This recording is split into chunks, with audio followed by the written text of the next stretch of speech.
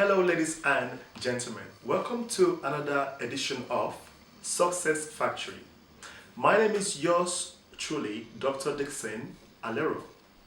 I am here today to present to you again the continuation of my previous speech on the power of fear. The topic of discussion today is the origin of fear. What is the origin of fear? I am sure that you are excited to know. As a matter of fact, there are two origins of fear. The first is the physical origin, which is environmental factors. Secondly, there is the spiritual aspect of fear, which has demonic origins. Now, let us differentiate between both. What is physical fear?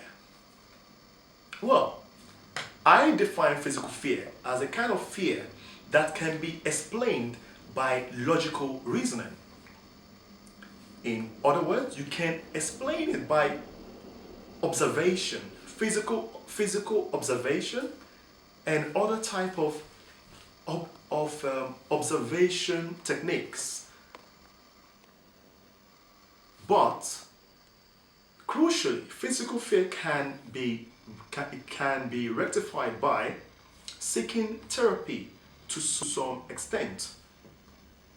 However, spiritual fear is a type of fear that is used by the enemy, that is inflicted on us, on you, on everyone else by the enemy, and can only be resolved or can only be overcome by seeking God's intervention. As a realization of this, the Bible led us to believe that God has not given us the spirit of fear, but of love and of a sound mind, or self-control, or self-discipline. This is according to 2 Timothy 1 verses 7. And in the book of Romans 8 verses 15, the Bible also led us to understand that we did not receive the spirit to be slave unto fear, but a spirit of sonship. So, as you can see, it is quite undisputable. It is an undisputable fact that God wants His children to be happy, to be free from any hang-ups from fear, any insecurities. But the enemy has his own plans, which is to inflict us with fear, to inflict you with fear. And as a result, to prevent you from achieving your God-given purpose. I have 3 stories to tell you today. This is a personal experience. You see, as a young child, whilst I was 5 or 6 years old, I could remember vividly. On this particular day, I was walking up this bridge, a footbridge, with my father and my brother. And as I ascended up this bridge, suddenly there were a lot of brain activity, increased brain activity. That is a complicated way of saying that I was scared, I was afraid. And as I looked down, my fear became even more pronounced. But it was at this point that I realized that I had a fear for height. Acrophobia. I was scared of heights. I couldn't stand the notion of walking up a bridge or a hill or something, or going to the top of a building, a 10 story building, and looking down.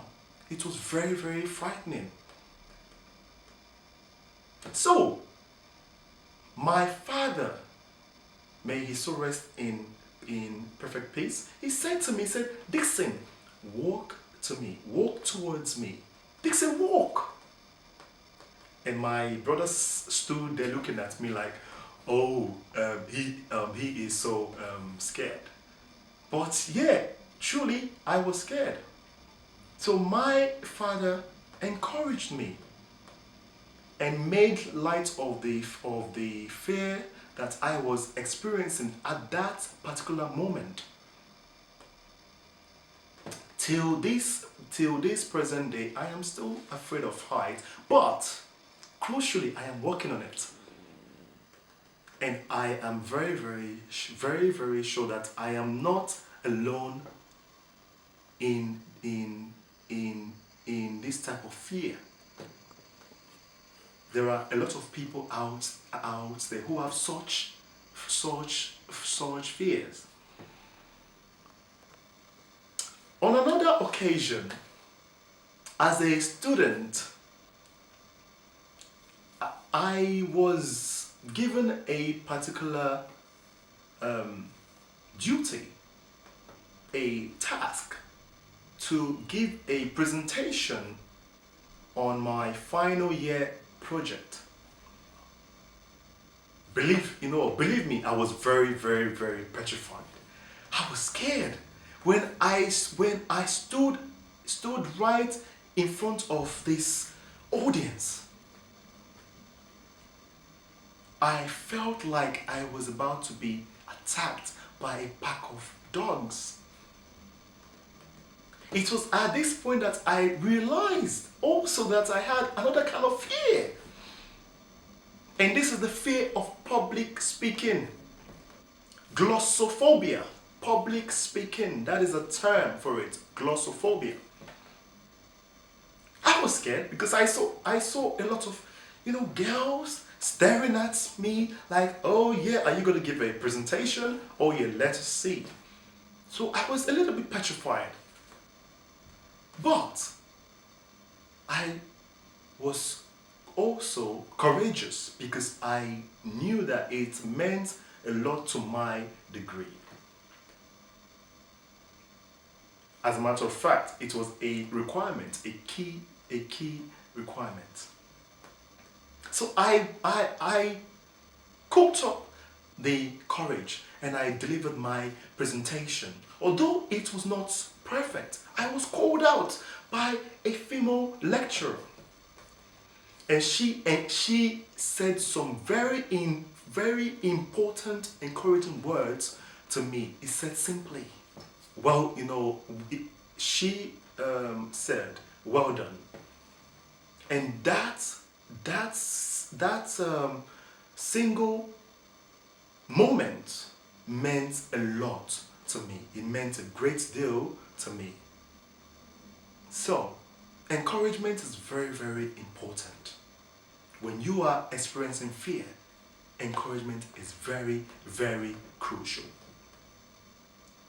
But due to my determination to succeed at all costs, I forged on, worked harder and harder every day.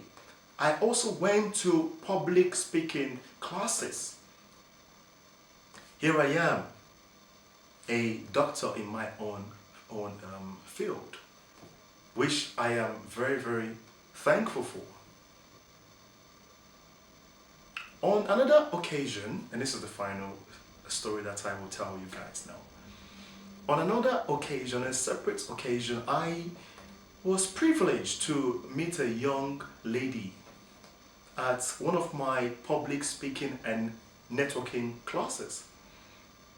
I then asked her, I said, why are you here? And she replied in a subtle voice. I am here because whenever I am called out to give a presentation, I simply faint. I was scared. I was surprised. I was like, wow, this is quite surprising to me because until that moment, I hadn't had such explanation of fear, such severity of fear. So, ladies and gentlemen, in particular, those with kids, always encourage your child. Praise them all the time. Ladies and gentlemen, I am yours truly, Dixon Alero, and thank you for listening. Have a nice day. Bye-bye.